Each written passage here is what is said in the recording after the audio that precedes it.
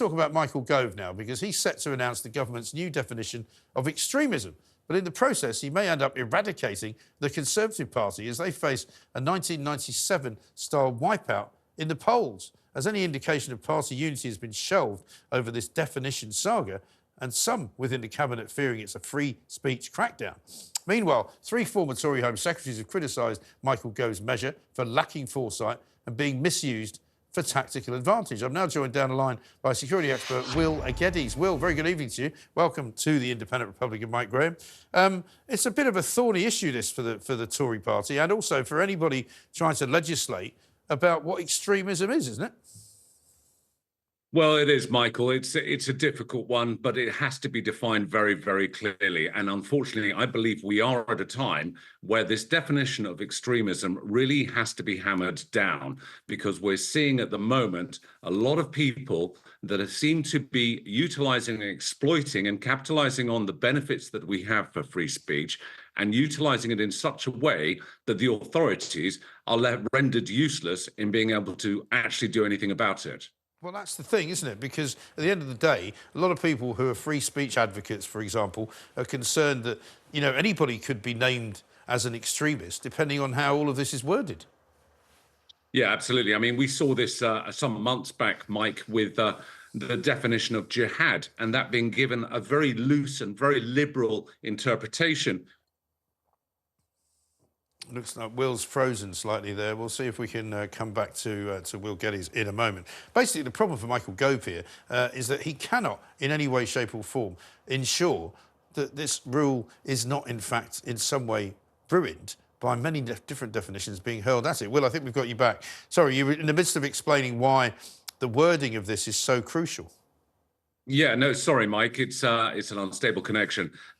Fundamentally, it comes down to the fact that there is this very loose interpretation of many traditionally understood words like jihad, which then put the police in a precarious position in not being able to definitely or define their laws or breach of the peace or incitement for hatred or for attack to be utilized against that. So this is where I hope Michael Gove achieves his aim. Now, the big question is as long as it's not used as a political tool against Labour, who there are many people there that have supported the pro-Hamas demonstrations, and I'm not saying that they should, but it is something which could be used, particularly in this election year, as a tactical tool.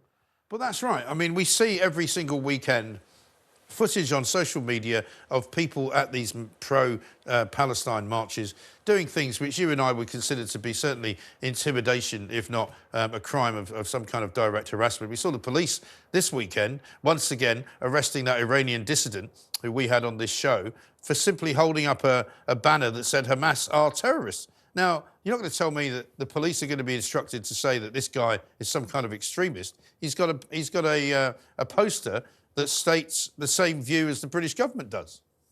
Yeah, absolutely, Mike. And this is why I do refer to it as pro-Hamas rallies and demonstrations, because unfortunately, although there is a plight of the Palestinians and innocent Palestinians, there doesn't seem to be any condemnation within these protests or these demonstrations. And anybody who stands forward that isn't anti-Palestine, they are simply anti-Hamas. They are met with enormous resistance and intimidation.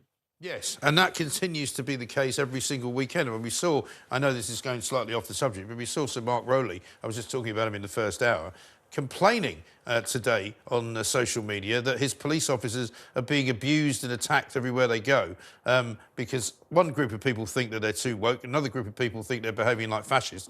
Well, that's their fault, and it's his fault, isn't it? Well, it's a difficult one, Mike. I mean, in some defense of Mark Rowley, and I mean, he's coming under enormous amounts of criticism, even by me historically, as you know. But in this instance, this is where this definition of extremism really has to be addressed.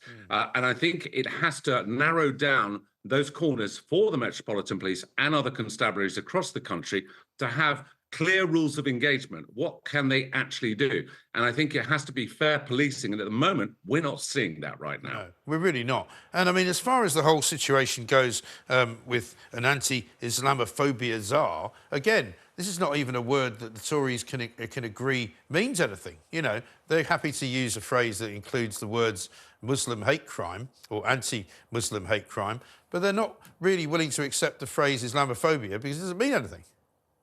Well, again, I mean, and look at what we're dealing with here, Mike.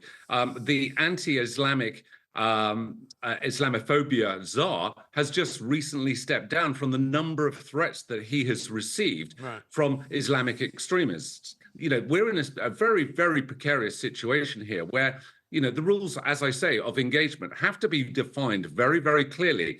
And these individuals that are pro-Hamas, and I'm not saying that all the demonstrators are necessarily pro-Hamas, but those that are not condemning them are also utilizing this to put pressure on the government. We know about Tom Tugendhat's house being stormed by Palestinian protesters.